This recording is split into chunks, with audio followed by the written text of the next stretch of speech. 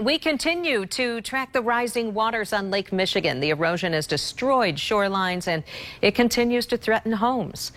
Tonight, we're learning things could get worse in 2020. Our team coverage begins with storm team meteorologist Ellen Baca.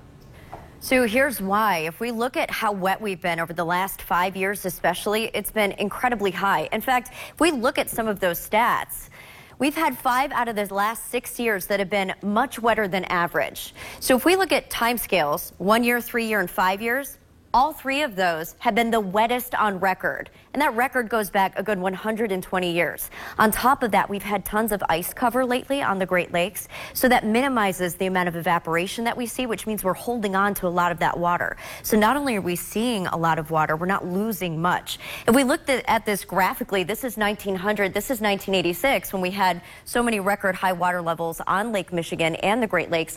This is now. So you can see how much more we're blowing that out of the water with just an immense amount of precipitation.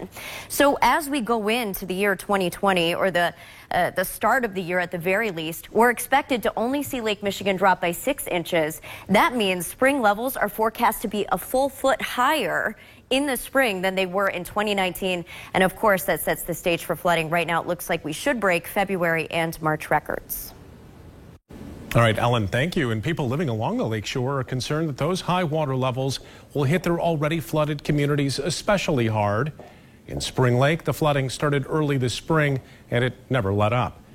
News 8 Lakeshore reporter Whitney Burney spoke with township leaders about how they plan to tackle this issue next year. The Jackson Street dock is just one of the places across Spring Lake Township where you can see just how high the water table is. If you look over the dock, take a look at how close that water is to the bottom of the dock. The city says while they would like to help, there's not much they can do.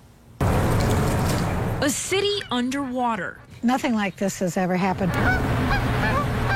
Trails, backyards, and roadways still soaked. We're hoping to be able to stay here, but it's precarious. Martha Planninga says with even higher water levels predicted for the start of spring, she and her neighbors have started preparing for the worst, possibly losing their homes. These are just temporary, handmade seawalls out of plywood and sandbags, but at least it kept it, because when the flooding was at the worst, it was completely engulfing.